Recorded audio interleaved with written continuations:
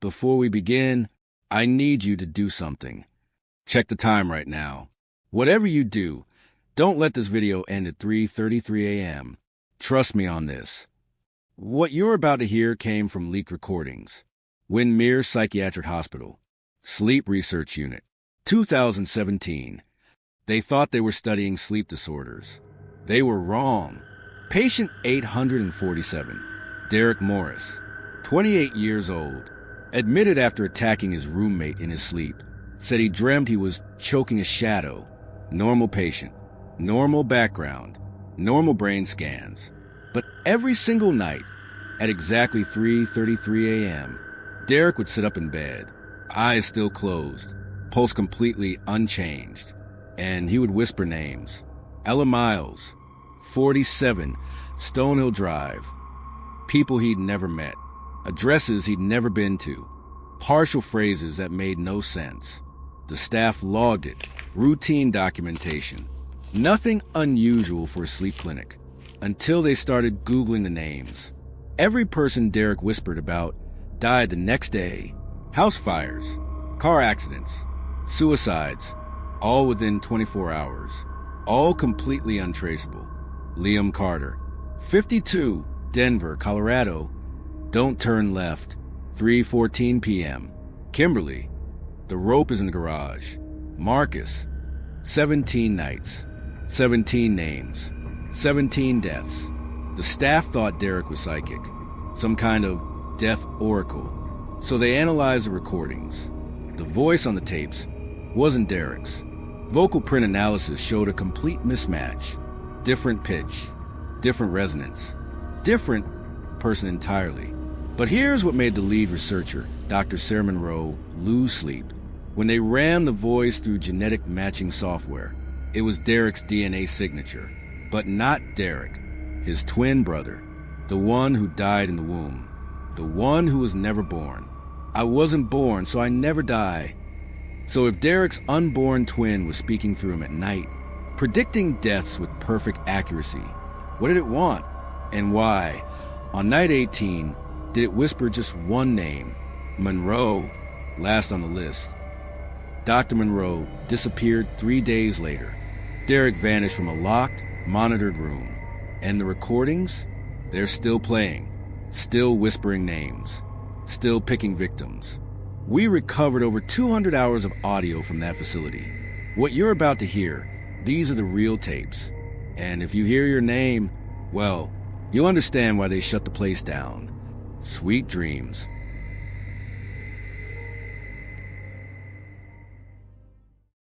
This is Dr. Sarah Monroe, Sleep Behavior Research Unit, Windmere Psychiatric Hospital, October 15th, 2017, 2:47 p.m. Patient intake, Derek Morris, age 28, admitted following a violent parasomnia episode. Let me paint you the picture of what brought Derek to us. 3 days earlier, Derek sharing an apartment in Newark with his college roommate, Marcus Webb. Normal guys. Derek works IT support. Marcus is a graduate student. October 12th, 2:30 a.m. Marcus wakes up to Derek standing over his bed, eyes wide open, but completely vacant. Derek's hands are around Marcus's throat, squeezing. Marcus later told police, "It was like Derek was trying to strangle someone else. Someone I couldn't see. His eyes were looking right through me." Campus security found Derek still asleep, standing up, hands still in position. When they woke him, Derek had no memory of it, said he dreamed he was choking a shadow. October 15th, Derek's first night in our sleep lab. Now, Windmere Sleep Unit isn't your average hospital room. We specialize in rare parasomnias, the dangerous ones. Room 304, B, soundproofed, for cameras, motion sensors, EEG monitoring, ECG, respiratory tracking. The works. Derek seemed relieved to be here, said he hadn't slept properly in weeks. "I keep dreaming about people I don't know," he told me during intake, "but they feel familiar, like I should remember them." His medical history was clean. No psychiatric episodes. No family history of schizophrenia or dissociative disorders. but his REM density readings were off the charts. Most people cycle through REM sleep 4 to 5 times per night. Derek's brain showed 12 to 15 REM episodes, like his mind was hyperactive while his body rested.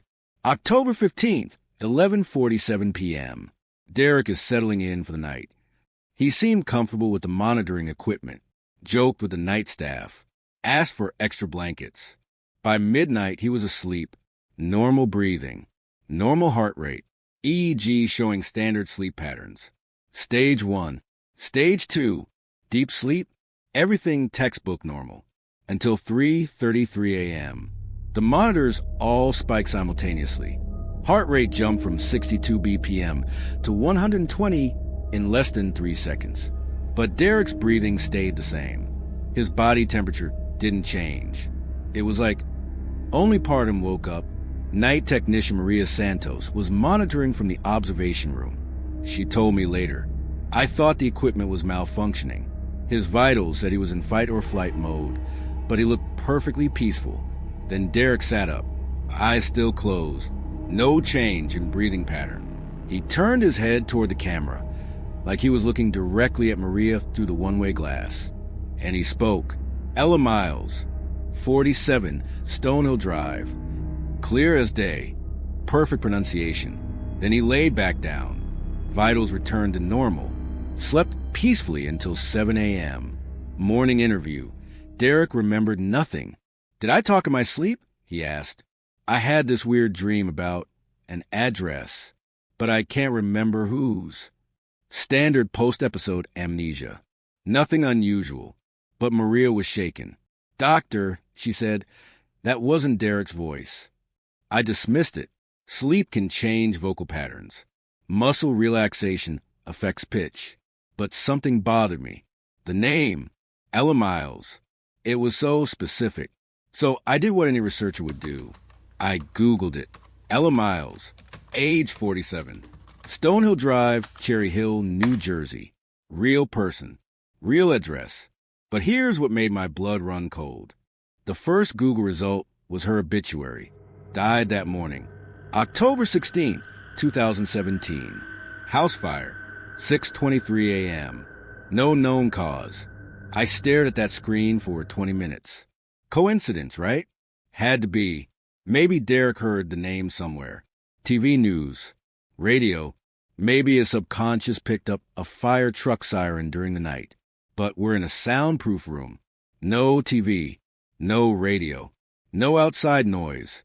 And the fire happened 3 hours after Derek spoke her name. I called the Cherry Hill Fire Department. "Fire at 47, Stonehill Drive. What time did you receive the call?" 6:23 a.m., ma'am. Neighbors reported flames visible from the street. "Any witnesses to how it started?"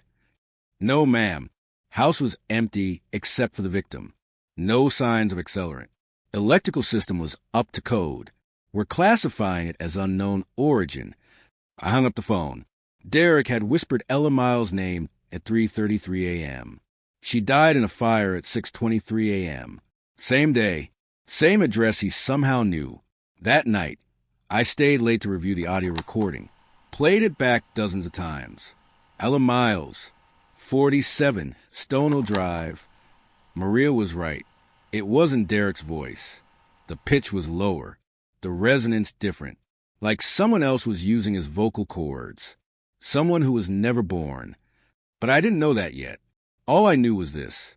A patient with no psychic history had somehow predicted a stranger's death with perfect accuracy. And I had it all on tape. October 16th, 2:15 p.m. End of log. Tomorrow night, Derek sleeps again. And tomorrow I'll be ready. I have no idea what I'm really preparing for. But here's what I want you to understand. Before you dismiss this as coincidence, before you rationalize it away, remember that Ella Miles was a real person. She had a daughter, Sarah, who called her mother that morning at 6:15. No answer. 8 minutes later, the house was in flames. And somewhere in New Jersey, a man who'd never heard her name had whispered it in his sleep 3 hours before she died. October 17th is coming. Derek doesn't know what he did. but something inside him does, and it's just getting started.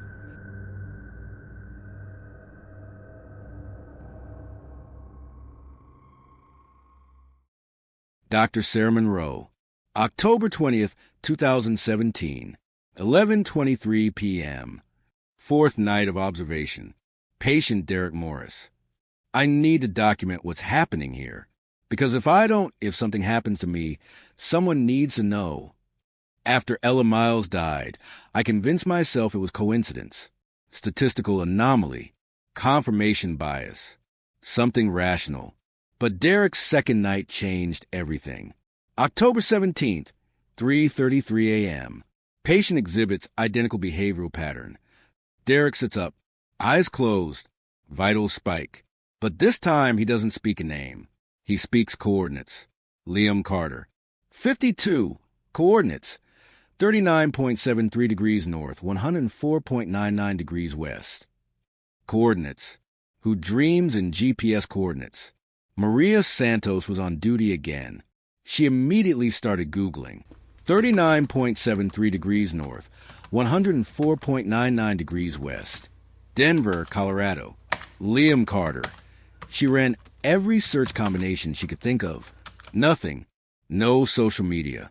No public records in Denver. Maybe Derek was wrong this time. Maybe the pattern was breaking. October 18th, 10:15 a.m. I received a call from Denver Police. Dr. Monroe, this is Detective James Walsh, Denver PD. We found your number in our system from a Google search inquiry. Are you researching Liam Carter? My hand started shaking. Why do you ask, Detective? Because we found him dead this morning. 52 years old. Those coordinates you searched? That's his garage. Carbon monoxide poisoning. 2 patients. 2 perfect predictions. Both died exactly as Derek's. Other voice suggested. I started keeping a log, cross-referencing everything.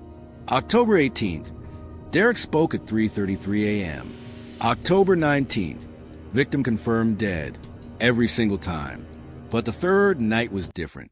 October 19th, 3:33 a.m. Derek didn't just sit up. He stood, walked to the window, pressed his face against the glass, and whispered something that still gives me chills. Don't turn left. 3:14 p.m. Kimberly.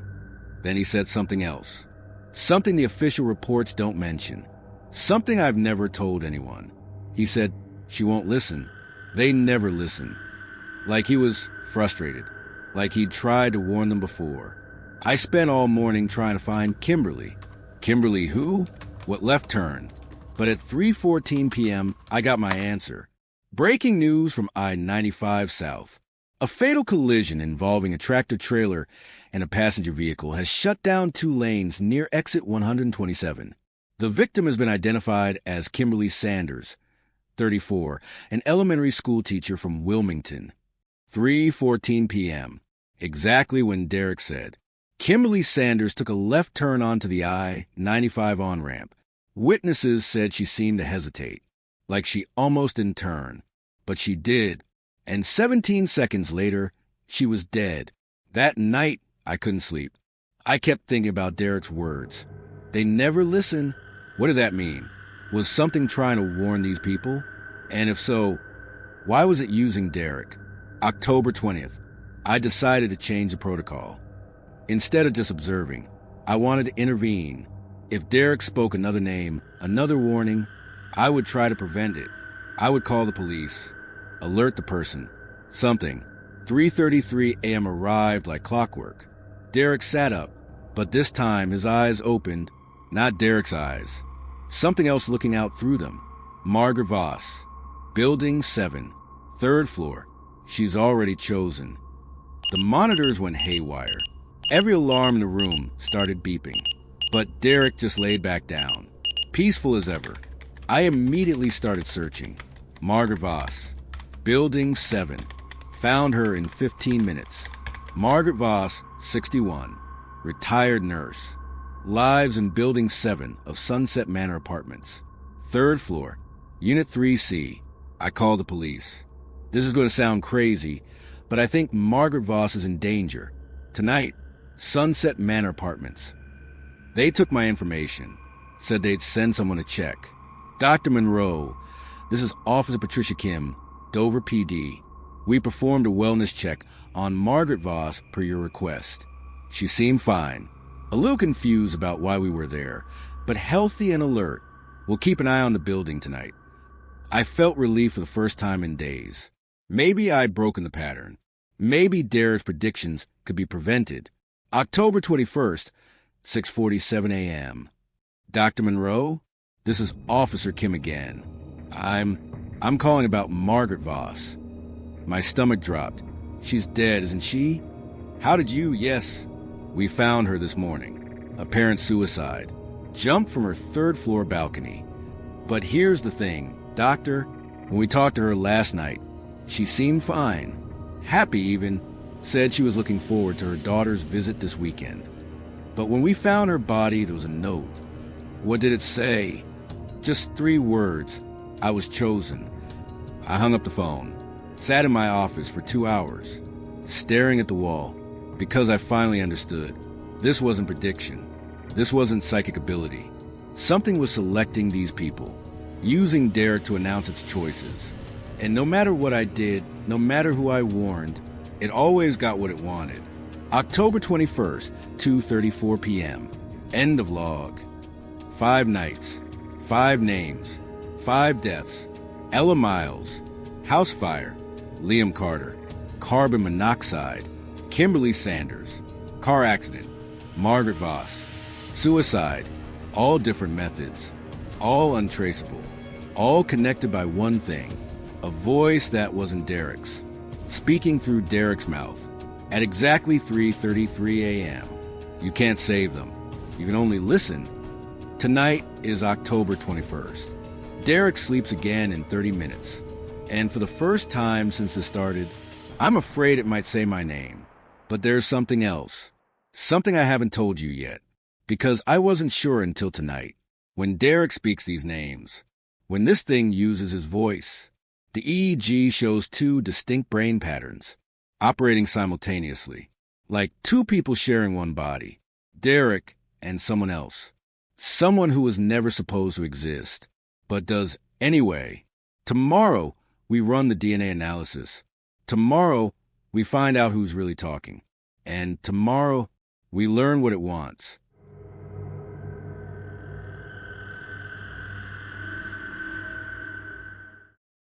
Dr. Sarah Monroe, October 22nd, 2017, 9:14 a.m. Audio Analysis Lab, Windmere Psychiatric Hospital. I'm here with Dr. James Chun, our audio forensics specialist. We've been analyzing 5 nights of Derek Morris recordings. Dr. Chun added, "What we found, it shouldn't be possible. Let me explain what we discovered.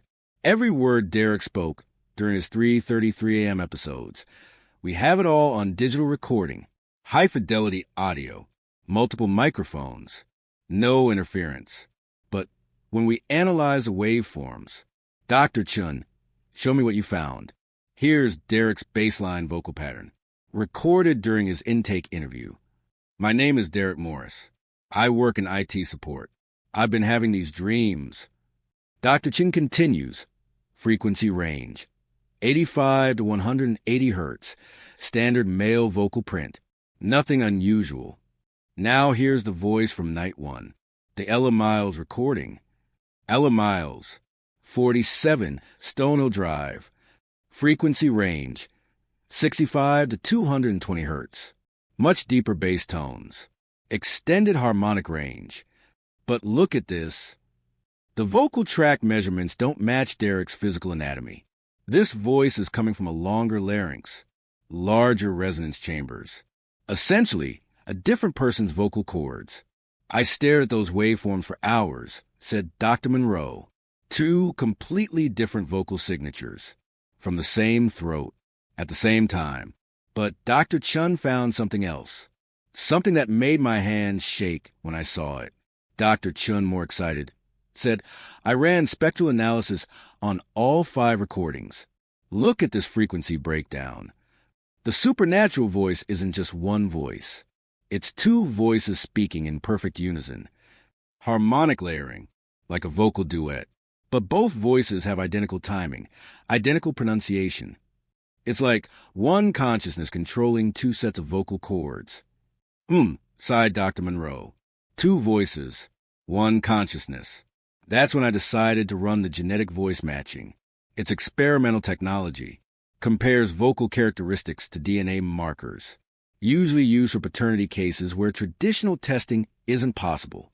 I fed Derek's genetic profile into the system, cross-referenced it with the supernatural voice patterns. The match came back at 47.3%. In voice genetics, anything above 40% indicates familiar relationship. But here's what terrified me. The system classified it as a sibling match, not Derek himself. His sibling. Derek is an only child. Always has been. So I called his mother. Hello, Mrs. Morris? This is Dr. Monroe from Windmere Hospital. I'm treating your son, Derek. Oh, doctor, how is he? The sleepwalking has been so scary. Mrs. Morris, I need to ask you something personal. About Derek's birth.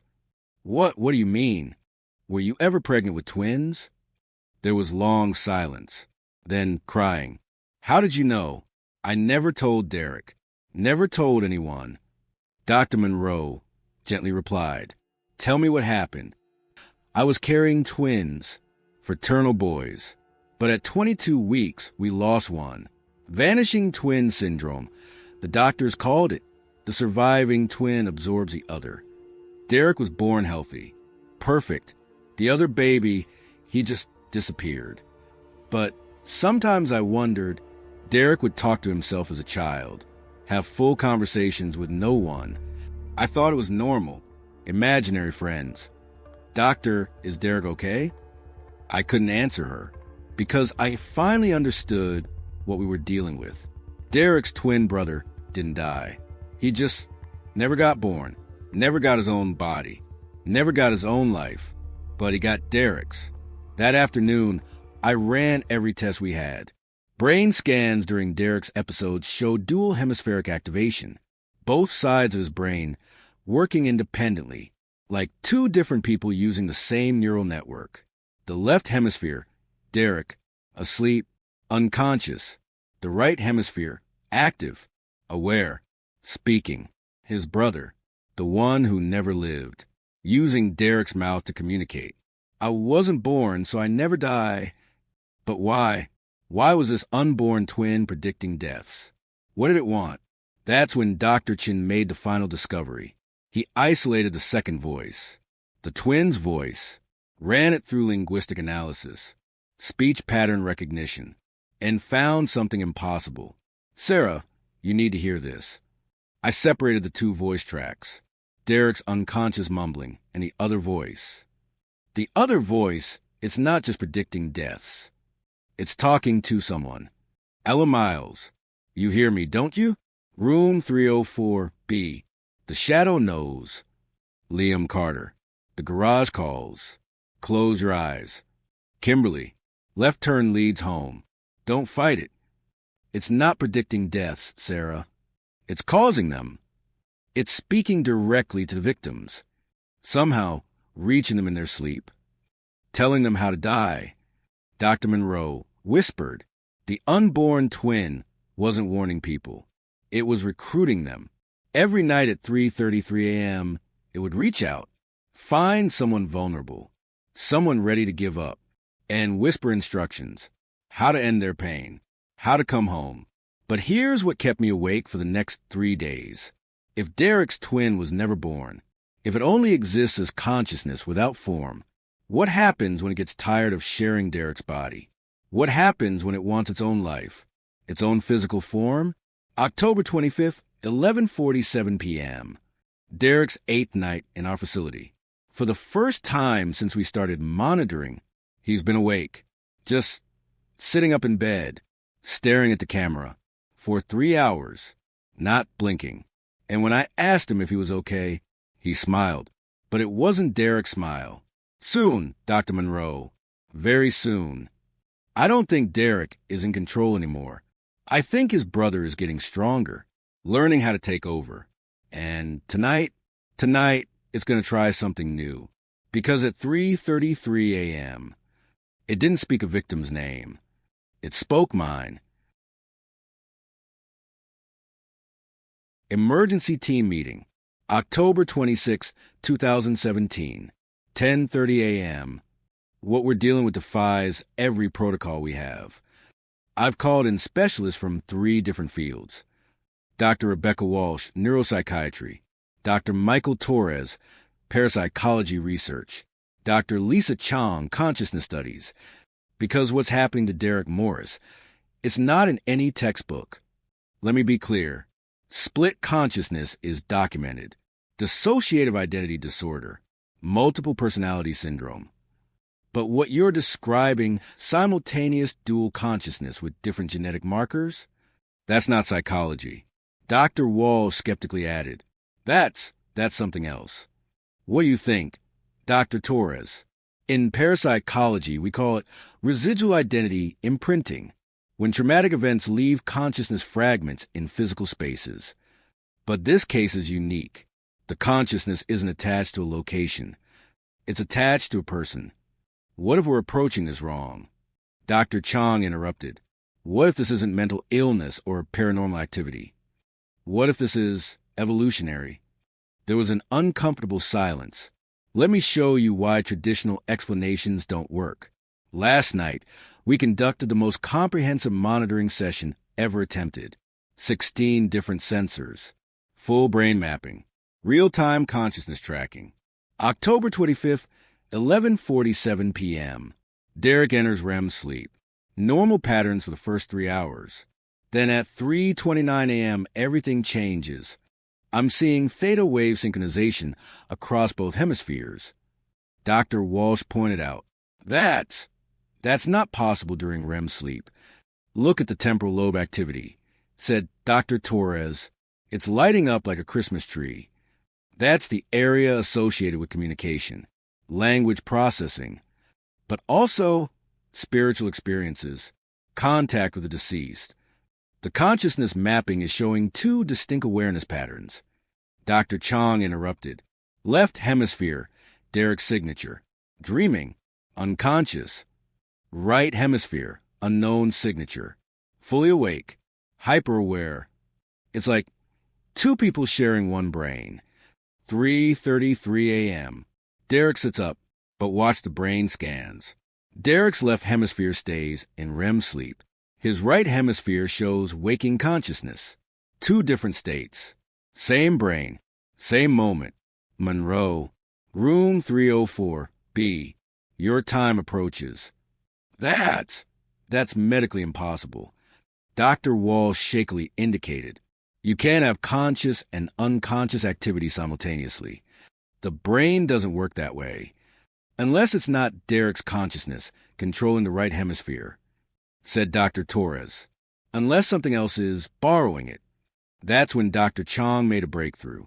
She analyzed the unknown consciousness signature, compared it to Derek's baseline patterns, found something extraordinary. The unknown consciousness is not random neural firing. It has structure, personality, memory. It's learning, adapting, growing stronger. But here's what terrifies me. It has Derek's genetic memory patterns, like it shares his DNA, but develops separately. A consciousness that should have existed, but never got the chance. In my research, I've documented cases of consciousness surviving physical death. But this is different, added Dr. Torres. This consciousness never lived to begin with. It's unfinished, incomplete, and it's using Derek to complete itself. Suddenly, the emergency alarm started beeping. Dr. Monroe to room 304. Be immediately. Patient emergency. When we reached Derek's room, he was standing, eyes wide open, but not Derek's eyes. The pupils were different, dilated, ancient, like something old looking out through young eyes. The heart monitor was beeping rapidly, and he was speaking, not the whispered predictions. Full conversation, with someone we couldn't see. I know you're listening, brother. I know you can hear me now. 28 years I've waited. 28 years sharing your dreams. But I'm tired of being the shadow. I want my own life, my own body, my own chance to exist. Then there was a pause. Derek's normal voice said, Who? Who am I talking to? You know who I am. I'm the brother who never breathed, never cried, never lived. But I'm still here. And I'm getting stronger. The equipment alarms intensified. Derek was having a conversation with himself. But the brain scan showed two completely separate consciousness patterns. Two minds, one body. Brothers separated by birth, reunited by death. That's when Derek turned to me, both eyes focused, both minds present, and spoke in perfect unison. Dr. Monroe, you've been very helpful, but your research ends tonight. Some things shouldn't be documented. Some secrets should stay buried. The monitors flatlined, not because Derek was dying, because something else was taking control. Complete neural override. The unborn twin wasn't just sharing Derek's body anymore. It was taking it over. I wasn't born, but I could be reborn. Sarah, you need to get out of there. Dr. Torres interrupted. This isn't possession. This is replacement. It's trying to erase Derek entirely, make his body its own. Derek smiled, but it wasn't Derek's smile. It was a smile of someone who'd been waiting 28 years to finally exist. Then the heart monitor returned to a different rhythm, slower, more deliberate. October 26th, 3:33 a.m. is coming. And for the first time, Derek won't be the one sleeping. His brother will be the one awake, permanently. But here's what we didn't understand yet. The unborn twin didn't just want Derek's body. It wanted Derek's entire life. His memories, his relationships, his identity. Everything Derek had ever been, the twin wanted to claim as its own. We evacuated the wing. Called security. Alerted the administration. But deep down, we all knew Derek Morris was already gone. And something else, something that should never have existed, was about to be born. Personal log. Dr. Sarah Monroe, November 2nd, 2017, 2:47 a.m. I'm recording this in my office. 17th night of observation. I haven't been home in 4 days. Can't sleep in my own bed. Because tonight was different.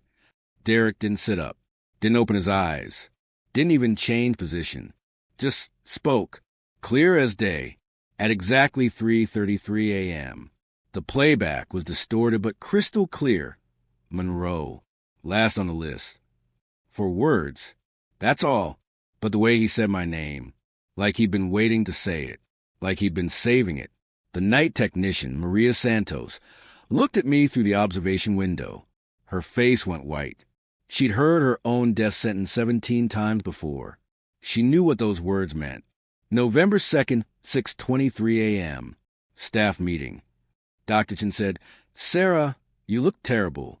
Dr. Walsh added, When's the last time you slept? Really slept? Dr. Monroe replied, Sleep is complicated right now. What happened in there last night? Maria is requesting a transfer, said Dr. Torres. I tried to laugh it off. Dr. Monroe added, Occupational hazard, right? When you study nightmares, sometimes they study you back. But my voice cracked.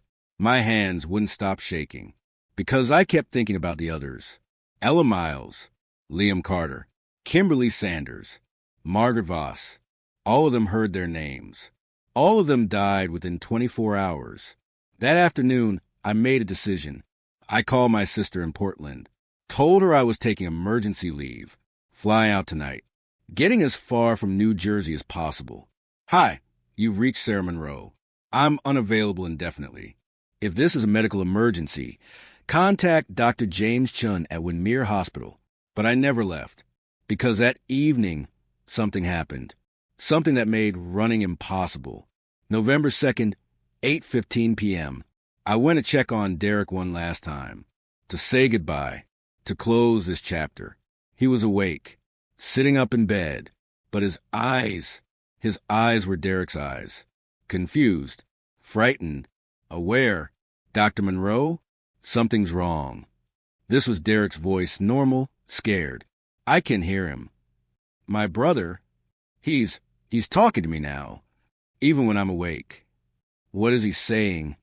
I asked. He says you can't leave. He says he needs you to witness what happens next. He says you're not the last on the list. You're the first on a new list.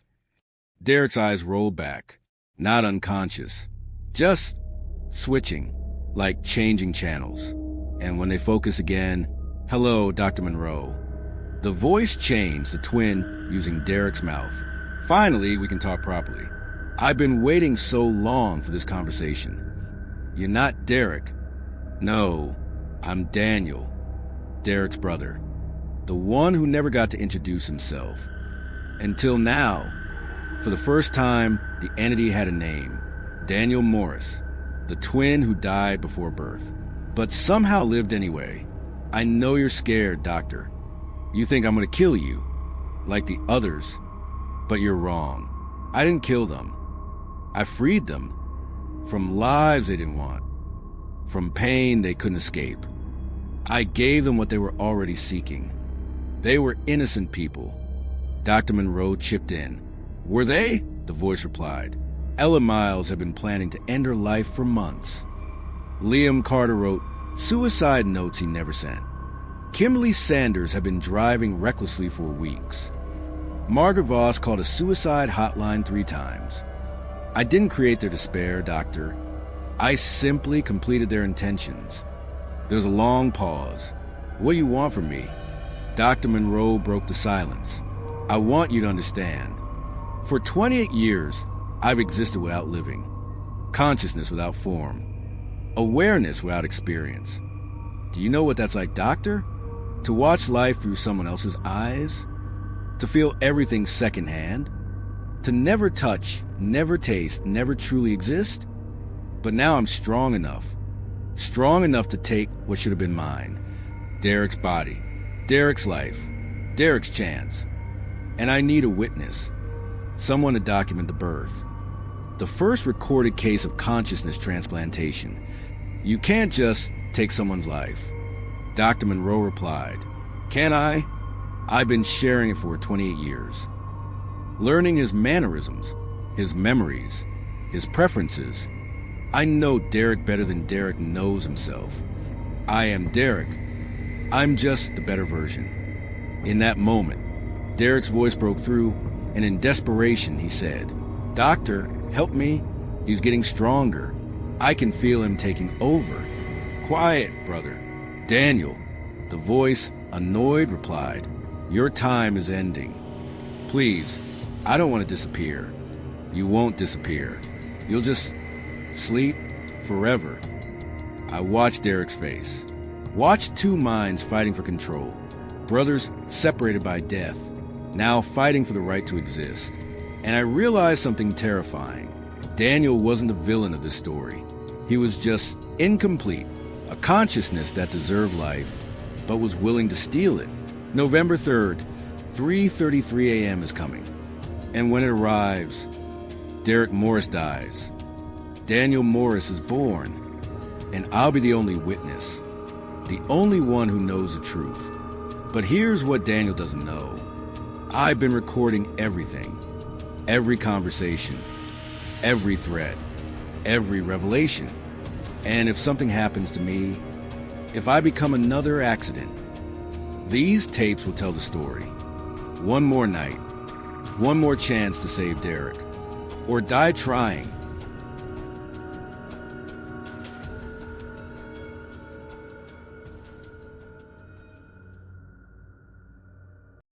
You have 7 new messages. Lisa at Sarah, November 4th, 6:23 a.m. I need you to listen very carefully. Don't come to the hospital today. Don't try to find me. Something's happening to me. It's not just Derek anymore. I can hear Daniel in my own head. He's learning how to jump from one person to another, using our dreams as bridges. Lisa, I've been awake for 72 hours straight. But when I close my eyes, he's there, waiting, whispering, teaching me things I don't want to know. I think I'm losing myself. Voicemail ends. This is Officer Martinez, Windmere Security. November 4th, 11:47 a.m. Dr. Monroe was found in a hospital pharmacy at 3:33 this morning. She was standing in front of the controlled substances cabinet, eyes open, but unresponsive, like she was sleepwalking. But here's the thing. The cabinet was open. She had the keys, but she doesn't have pharmacy access. Never has. So how did she know the codes? Lisa, her assistant, panicked. This is Lisa Chun.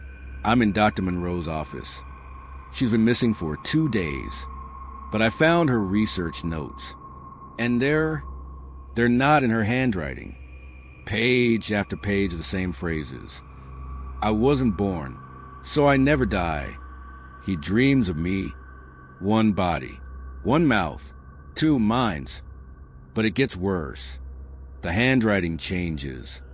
Starts as Dr. Monroe's, then becomes something else. Sharper, more angular, like someone else was guiding her hand. The paper scattered, and at the bottom of the last page, Sarah Monroe, age 34, apartment 12B. She's ready. Written in her own blood. Patient interview. Dr. Sarah Monroe, November 5th, 2:15 p.m. Sarah, can you tell me why you're here? Dr. Monroe's voice flat, emotionless. I check myself in for observation, because I'm not alone in my head anymore. What do you mean? Said Dr. Walsh. Daniel found me the night Derek disappeared. He didn't just take Derek's body. He copied himself into me. Sarah, you're experiencing psychological trauma. What you witnessed with Derek was. Hello, Dr. Walsh. Dr. Monroe interrupted with a different tone. Sarah's resting right now. She's been so tired lately. All that research, all that worry. It's exhausting being afraid. Dr. Walsh, alarmed, said, I'm calling security. That won't help. I'm not a person you can restrain. I'm an idea, a consciousness. And ideas they spread. Dr. Monroe was placed in a secure room. She was found whispering this to herself. Day 3 in isolation. They think I'm having a breakdown. They don't understand. Daniel isn't just in my dreams anymore. He's in my waking thoughts, showing me things, memories that aren't mine. 28 years of watching, 28 years of learning, how humans think, how they break, how they give up. He's showing me the others. Before they died, Ella Miles, sitting in her kitchen at 2 a.m., writing a suicide note she never sent. Daniel was there, in her dreams, whispering comfort, making the fire seem peaceful. Liam Carter, staring at his garage, thinking about his dead wife, his empty house. Daniel showed him how to end the loneliness, made carbon monoxide seem like mercy. The voice becomes more distorted. Kimberly Sanders crying in her car. Divorce papers on the passenger seat. Children she'd never see again. Daniel whispered directions. Left turn. Peace. Home. He doesn't kill people. He finds people who are already dying inside, and he helps them finish. He calls it compassion. But I'm not ready to die. I don't want his help. I don't want his mercy. The voice changes, Daniel speaking through her.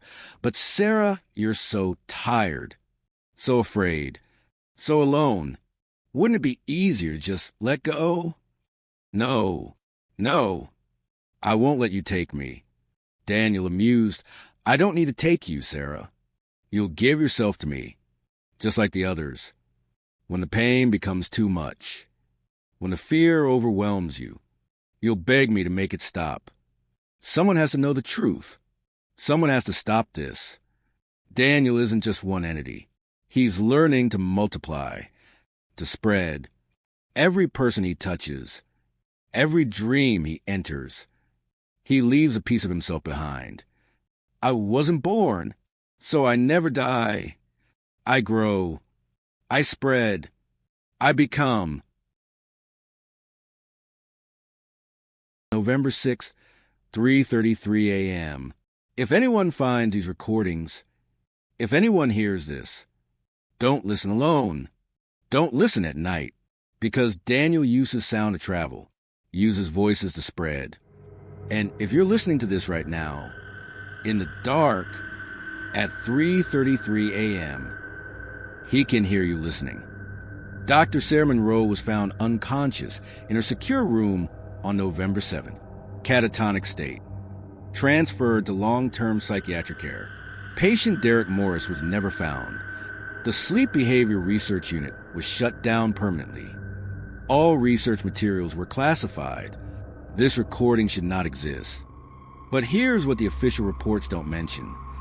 3 staff members who worked on Derek's case have reported identical symptoms: hearing voices in their sleep, knowing things they shouldn't know, speaking names of strangers who died the next day. Daniel is spreading, and he's looking for new hosts. Sweet dreams.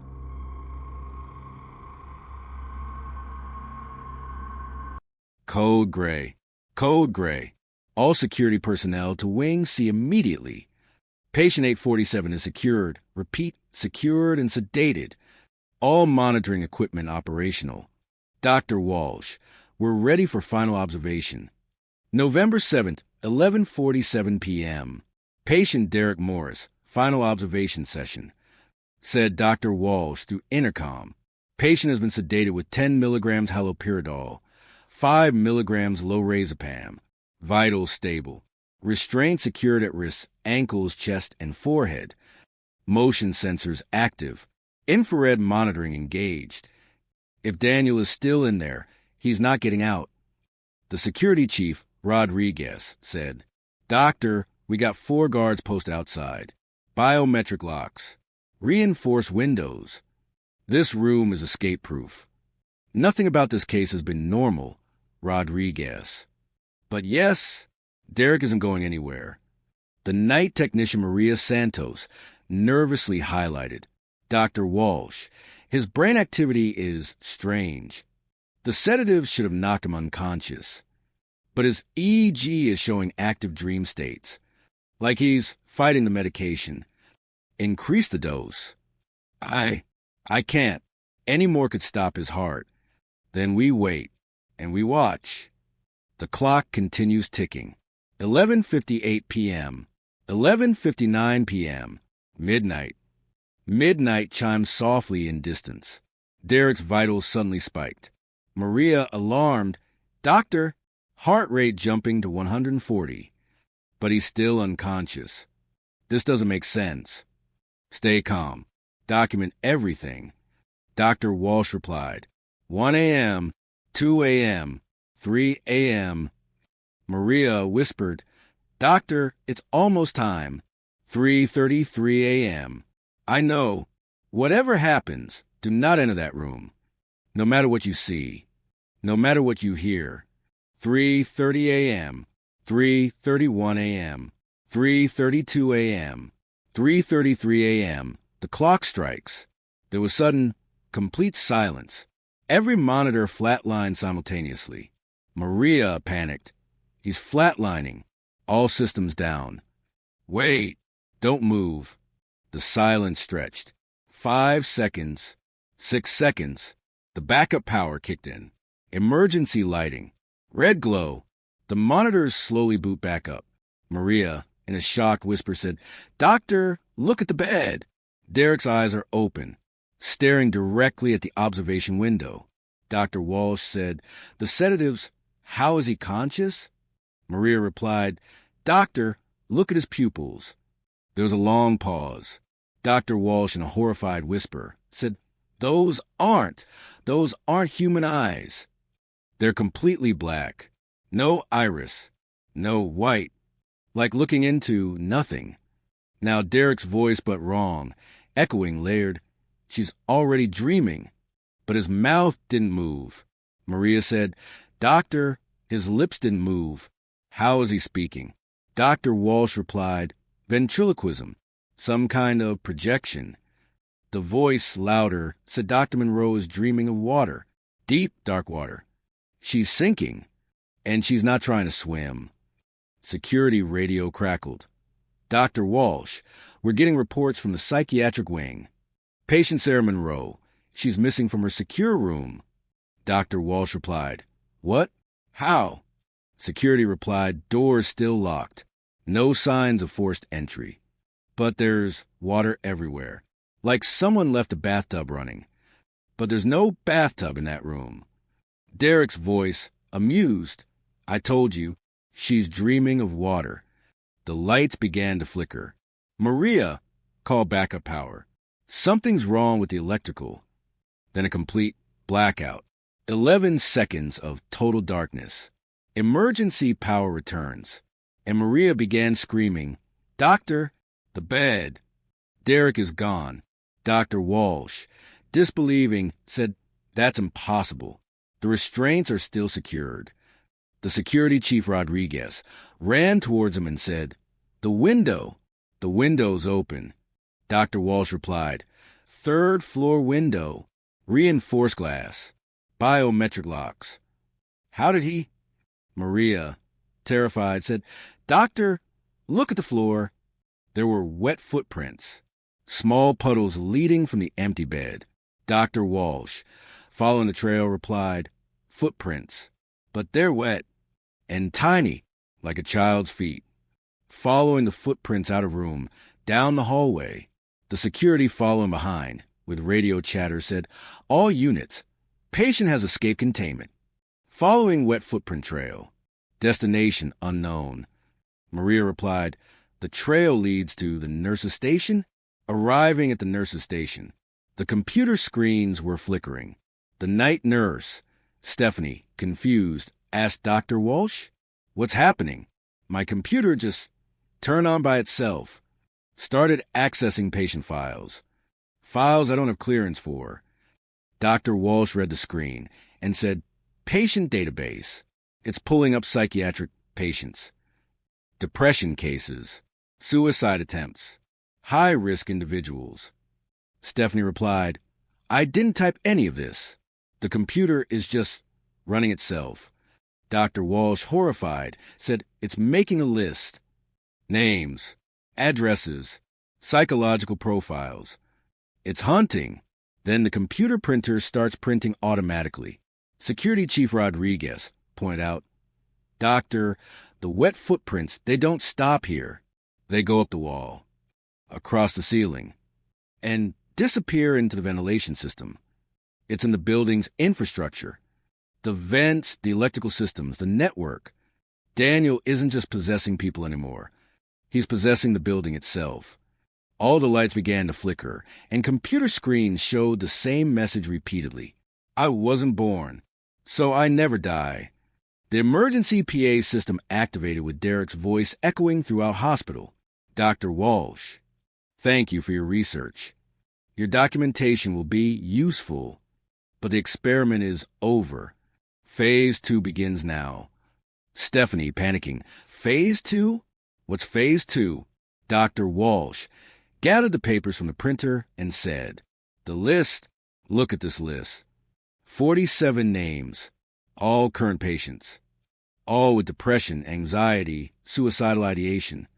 Daniel isn't targeting individuals anymore. He's going for mass recruitment. Units report strange activity in rooms 204, 315, 428. Patients sitting up simultaneously, all staring at the walls, all whispering the same thing. Dr. Walsh replied, were they whispering? Names, doctor. They're all whispering names. People not in the hospital. People in the city. Dr. Walsh then said, he's not just using Derek's body anymore. He's using the entire hospital. Every patient. Every person with a vulnerable mind. Turning them into transmitters. Then all the hospital PA speakers activated at once with dozens of voices speaking in unison. We weren't born, so we never die. We grow. We spread. We become. Then there was a building-wide alarm. Dr. Walsh, final recording, November 8th, 3:47 a.m. Windmere Psychiatric Hospital is compromised. Daniel has evolved beyond individual possession. He's creating a network, a collective consciousness of the vulnerable. And they're all connected, all working together, all hunting. Then suddenly, whispers from everywhere at once said, "Dr. Walsh, you're next." Windmere Psychiatric Hospital, closed November 15th, 2017. Citing budget constraints and infrastructure issues, the facility has transferred all 127 patients to other institutions across the tri-state area. Official incident report, equipment malfunction, mass hysteria event, no supernatural activity documented. Dr. Sarah Monroe, committed to Riverside Psychiatric Institute, indefinite hold. Patient Derek Morris, missing person case. Investigation closed due to lack of evidence. All research materials, classified level 4, restricted access. But the truth has a way of surfacing. December 2017, someone uploaded files to an anonymous server. Low-resolution audio, compressed, degraded, but authentic. The files spread through conspiracy forums, paranormal websites, Reddit threads that get deleted within hours. Most people dismiss them as creepypasta, urban legends. But some listeners, they notice things. User nightshift_87 from Michigan. I downloaded the files last week. Been listening while I work nights. But I swear I hear my own name in the static. Is that normal? User Sleepless in Seattle from Washington. My daughter found these recordings on my phone. Said she heard herself whispering. But she was asleep when I was listening. How is that possible? User Dr. Skeptical from New Jersey. I'm a sleep researcher. These recordings are fake. Has to be. But I've analyzed the audio signatures. They match real EEG patterns. And the voice prints. They're impossible. Multiple people using the same vocal cord simultaneously. But here's what the listeners don't know. Every download is tracked. Every playback is monitored. Not by the government. Not by the hospital. By something else. January 2018. Portland, Oregon. Marcus Webb, Derek's old roommate, found dead in his apartment. Apparent suicide. No note. But neighbors reported hearing conversation the night before. 2 voices from his apartment. But Marcus lived alone. February 2018. Chicago, Illinois. Lisa Chun, Dr. Monroe's research assistant, disappeared from her home. Door locked from inside. No signs of struggle. But her laptop was still playing audio files. The sleep clinic tapes. On repeat. For 3 days. March 2018. Denver, Colorado. Maria Santos, night technician from Windmere, admitted to psychiatric care. Claims she can hear Derek's voice calling her name. Every night at 3:33 a.m. From inside her own head, the pattern is spreading. Anyone who listens to the complete recordings, anyone who hears the names, the whispers, the warnings, they become part of the network. Nodes in Daniel's growing consciousness. We grow, we spread, we become. But here's the thing about these recordings. They're not just documentation. They're recruitment tools. Every time you listen, every time you hear Derek's voice, you're hearing Daniel's voice. And Daniel is listening back. So let me ask you something. What time is it right now? Where are you listening to this? Are you alone? Are you in the dark? Because if it's 3:33 a.m., if you're listening alone, if you're in a quiet, dark place, then Daniel can see you. He's been watching you listen, learning your voice, studying your fears, your vulnerabilities, your reasons for seeking dark content. And somewhere in these recordings, buried in the static, whispered between the words, is your name. Go ahead, play it back. Slow it down. Listen carefully to the spaces between Derek's words. You'll hear it. Your name, spoken by a voice that sounds like your own. Because Daniel doesn't just speak through the dead. He speaks through the living. Through anyone who's listened long enough. Anyone who's opened their mind to his voice. We all sleep eventually. And when you do, he picks the ones who listen. Don't answer when you hear your own voice, calling your name, at 3:33 a.m. Because it won't be you. It will be Daniel, using your voice, to call the next listener. Thank you for listening.